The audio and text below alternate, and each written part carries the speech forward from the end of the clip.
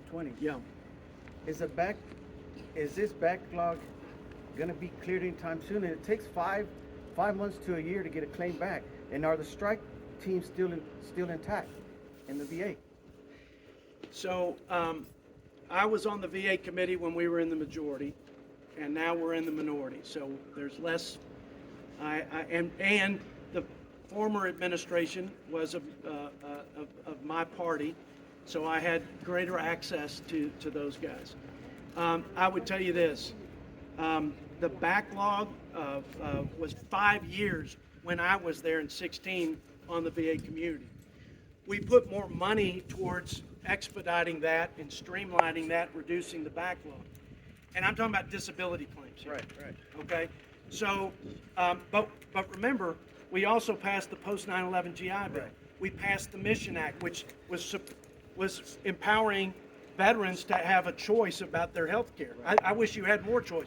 Quite frankly, you ought to get a Medicare type card and go anywhere you want. I don't know why. Why would we ever limit our heroes to those? But let me just say this. The biggest challenge, and probably the best thing we did, and look, there's always more to be done. The biggest challenge to veterans receiving the services that they were promised is the bureaucracy of the VA. There's no question in my mind. And taxpayers have paid, we've probably doubled the VA budget. We've probably tripled it in the last 10 to 20 years. Tripled it. But are we getting better service? Has Congress, I'd say Democrats and Republicans, more than any other area of interest, have come together to pass different programs to help with the backlog, with health care, with you name it. But so many of them fail in execution and implementation. And I'll say this, the bill that I wish would have passed, of the bills that I did pass, that would have made, I think, a pretty good difference for our veterans and would have helped change the culture of the VA, was to say you cannot be hired at the VA to serve a veteran and spend 100% of your time on union activity. Right. And the unions control the employees and the agencies. And their job is not to serve veterans, it's to serve the bureaucracy. It's to protect their jobs. And I'm glad that President Trump, and I supported it, was the VA Accountability Act, so that if somebody wasn't interested in serving these guys, and if they weren't able because they weren't competent, or they just would rather mess around with union activity and the politics of unions instead of taking care of our veterans, they were fired. They could be fired. And that was the single best thing that we were able to do. But sir, is there more to do? You bet.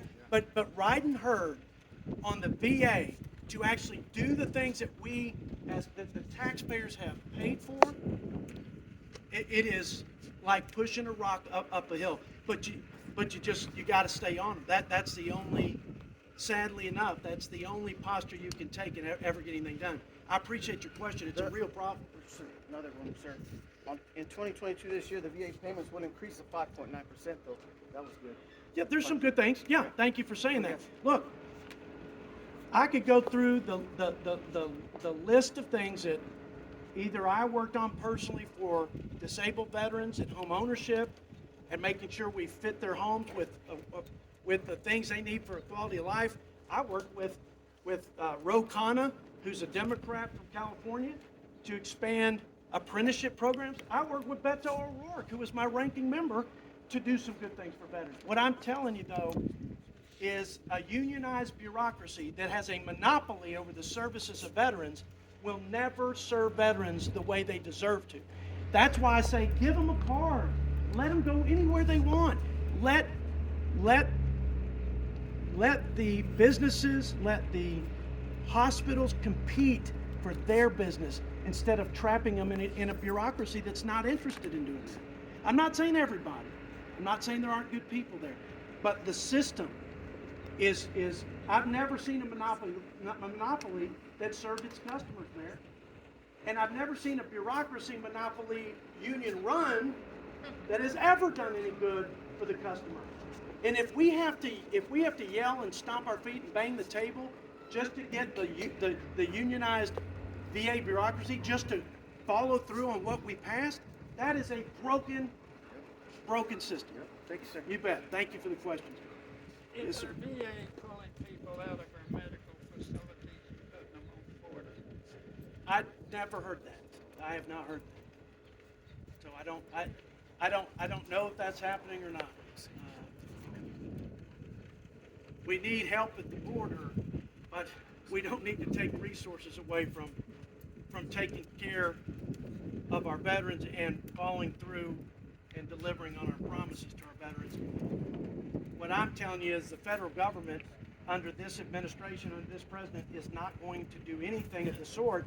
It's going to have to be Texas. And by the way, if Texas doesn't exercise its sovereignty and its constitutional right of self-defense, no other state's going to step up and do it.